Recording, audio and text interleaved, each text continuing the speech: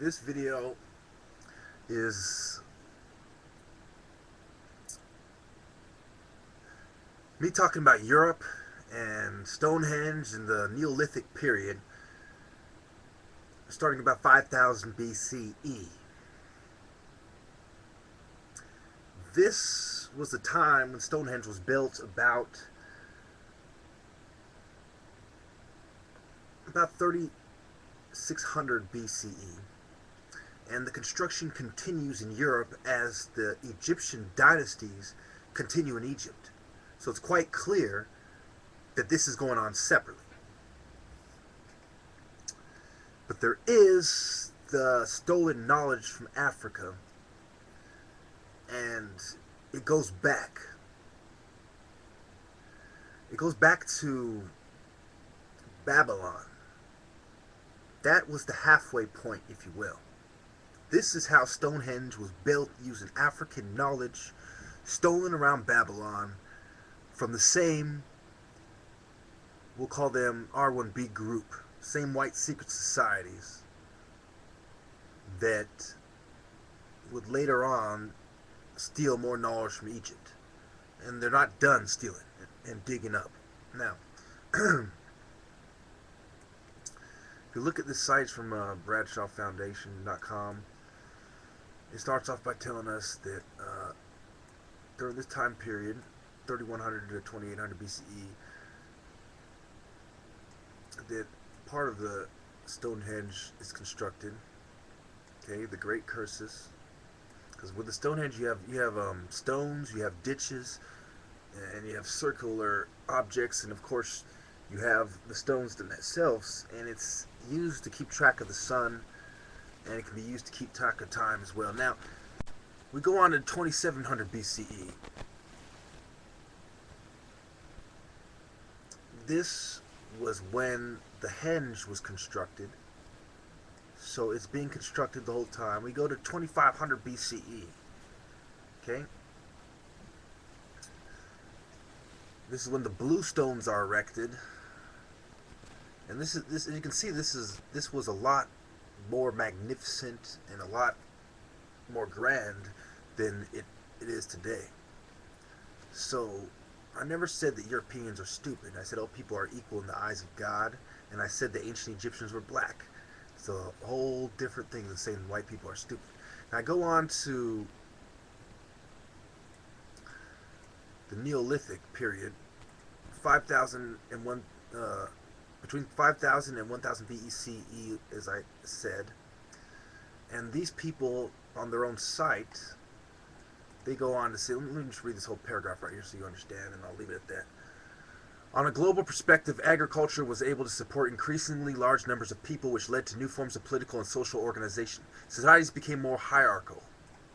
So, as we already have the kings in Egypt and the African kings, you have the white European leaders starting to emerge, and their society they're starting to copy the societies and the civilizations they see on the Nile and the Tigris Euphrates and the Indus Valley and along the Yellow River. And so we go on to leaders were now buried with marks of their special status, ranging from the treasures of the graves of the Tisa Polgar Cemetery on the Great Hungarian Plain to the splendor of the Egyptian pyramids. Craftsmen thrived in this new social milieu. New materials came into use: gold, copper, and alloy. Bronze. The smelting and casting of metals began to be developed. The growing bureaucracies encouraged the adoption of writing. Larger city-states stimulated the development of warfare, which stimulated larger defenses. Now, even the Europeans point out quite clearly that the first cities were being born in the fertile valleys of the Nile, which they have stated first, if you will, the Tigris and the Euphrates, the Indus and the Yellow River. These were the four primary civilizations of the old world. Among those, there are none in Western Europe. So I'm not gonna, read the whole site for you. It's bradshawfoundation.com, stonehenge, index.php. I'm gonna actually end this here with a little more commentary. Now, what you have is the stage of mind was the stage of the mind state of mankind in this instance, because we're applying it to a macroscopic level. So big that you can't see it. We're applying it to civilization. The stage of mind of the Western Europeans was to copy the rituals of Africans and then to copy their civilizations. But it is important to note that they added their, what I refer to as a white man's twist in Illuminati Part 1, which is not always sinful and deadly. I said it can be sinful and deadly, because there were also those who emulated the good aspects of African culture, of North African culture, ancient North African, black African culture.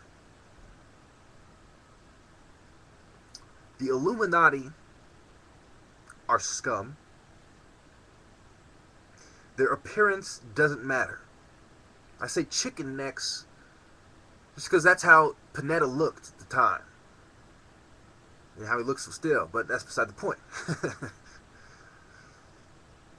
You see, the New World Order knows that God is on my side, so they are afraid. They know what I am capable of, so they are afraid. They know the consequences of martyring great men, so they are afraid. Because you can kill the man, but you can't kill the idea. The more you persecute his followers, the more it spreads. Look at Christianity. Look at Islam. Look at Judaism.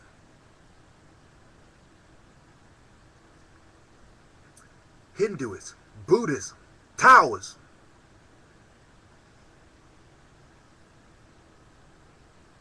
Even the ancient ideas of shamanism still remain.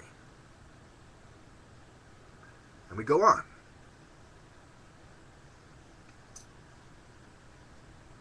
As I've pointed out in many videos in my Illuminati series, I first showed you the chart of the R1B of the sore thumb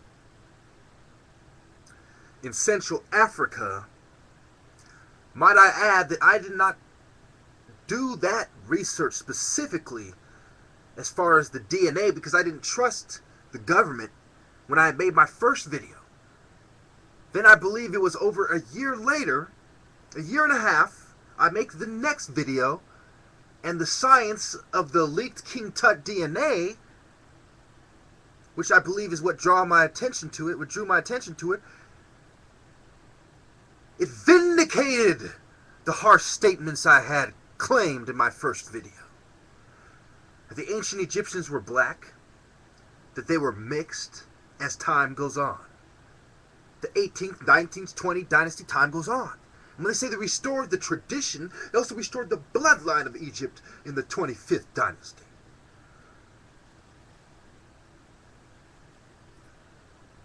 That is why they oppress the black man.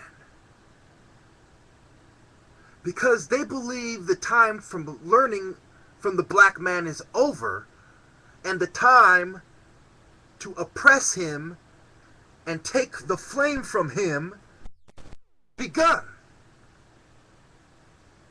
But the only flame they will be taken is one that burns so hot. And it burns for the sake of parasitic, greedy hogs. Not the righteous white people, men and women, who know damn well I am telling the truth, and that my hatred, my resentment and disdain for the white devils is justified.